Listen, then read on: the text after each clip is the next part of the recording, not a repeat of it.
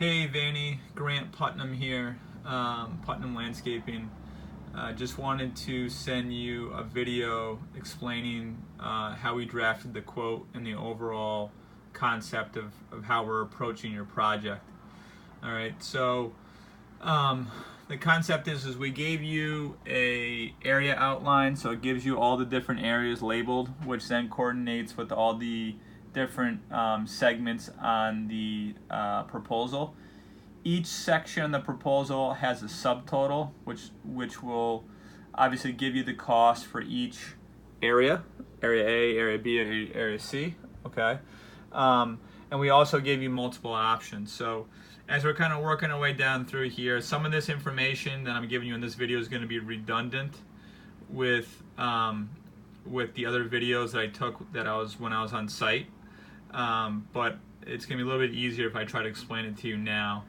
Perhaps might answer some of the questions you might have. So area A is the hemlock trees that are lining the street that the utility company butchered. So the idea would be to remove all the hemlock trees and the blue spruce, and then plant new evergreen trees that grow more slender and also have the ability to be topped.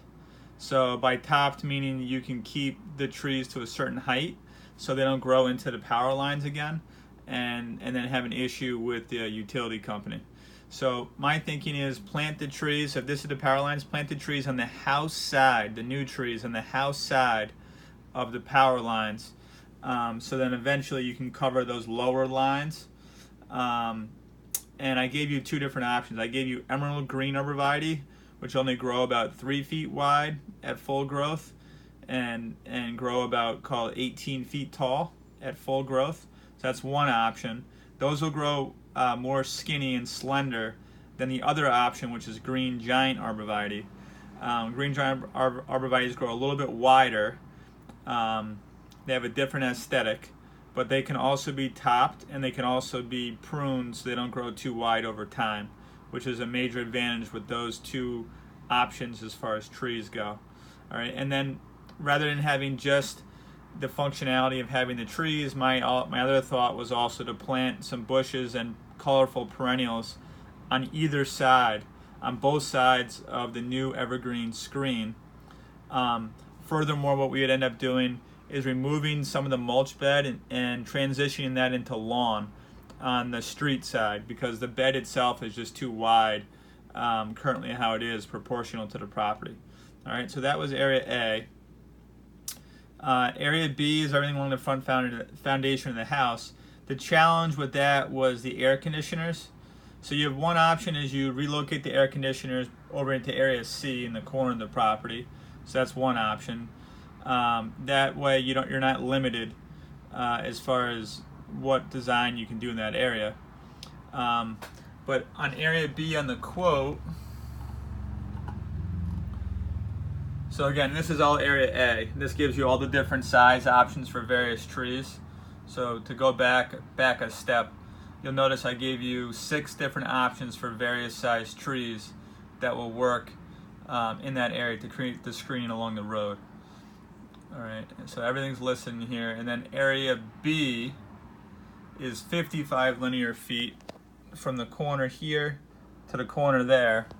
And I know that you liked Simona's landscaping, so if you go with that boxwood feel, which gives you those really clean lines, then you can kind of splice the pie in a couple of different ways there. So you'll notice I gave you 3 different options. So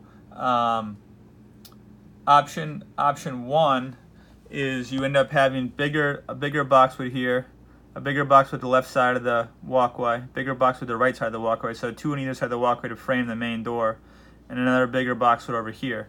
So those kind of give you some structure on the corners. And then in front of that, put in green velvet boxwood, which is a dwarf variety of boxwood. Wins the award for the best boxwood every year, has the least amount of issues. And then in between the 2 bigger boxwoods and behind the dwarf boxwood hedge along the front, you'd end up having color with hydrangeas. Now, of course, the disadvantage with that is that during the winter, when the hydrangeas drop their leaves, you'll be able to see the the air conditioning units. All right, so that's option 1, which is the least expensive option. Option 2 is the same aesthetic that Simona has, where she has the taller boxwoods right against the foundation of the house, then like hydrangeas in the center, and then green velvet boxwoods in the front. So you'll notice she has 2 boxwood hedges in the front of her house, and that's option 2. And option 3 is have the bigger boxwoods in the front of the house, which the advantage of that obviously is you're covering the air conditioning units all year round. But don't do the second layer of dwarf boxwoods, and rather just install a colorful plants in front of that. So those are 3 different options, 3 different costs associated with that. And then we could get into the nitty-gritty details again once we can actually do a legitimate design for that area. Okay. Area C, which is all this area that had the Pachysandra. You were concerned about the tick population in that area. That's a pretty good sized project to remove all the Pachysandra and then put in all new perennials, because grass is not going to grow well in there. You can't install lawn.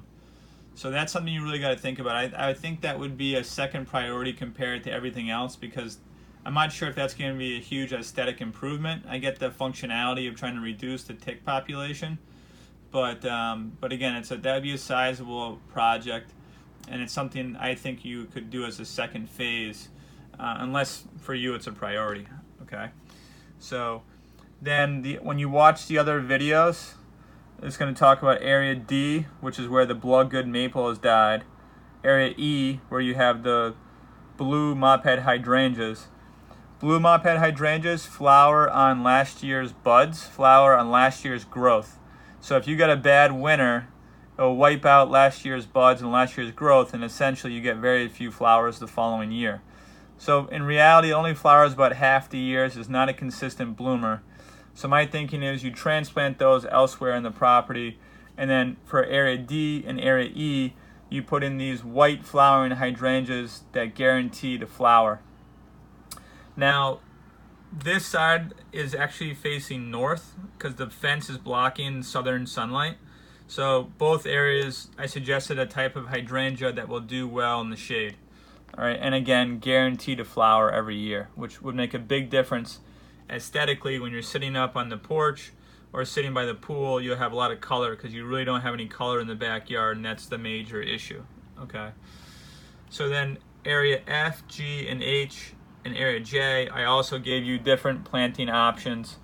Per the design process, we can get more detailed again in regards to various options that could work.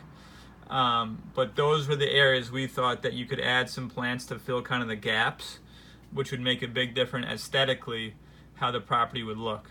Okay. Area K is where you have the hollies that are doing an okay job in blocking the generator. I don't see that as a huge priority, because the hollies actually do a decent job blocking the generator. So money-wise, from a value perspective, I would say that's the least value out of all the other areas in the backyard. All right, so that's something you could hold off on if you decide you wanted to, or again, if it really bothers you, if you want more of a solid screen, then you could put it in the boxwoods, and that's another option. But I'm just going to voice my opinion with that. Okay. So other items that have to be thought about is obviously, modifying the irrigation based on the final design as far as where you want the plants. All right, and that's going to be some modifications for the irrigation required. If you want any outdoor lighting, we do that in-house, so we could give you a quote on that for low voltage lighting to landscape lighting. Okay. There was the swing set area in the back that we talked about potentially putting like a rubber edging with mulch underneath the swing set. Again, I think that's a second priority, at least in my opinion. But that would obviously, your preference is going to come into play on that. So that's about it. I'll shoot this over to you. You can take a peek and let me know your thoughts, and appreciate the opportunity. We'll take it from there. Thanks. Bye.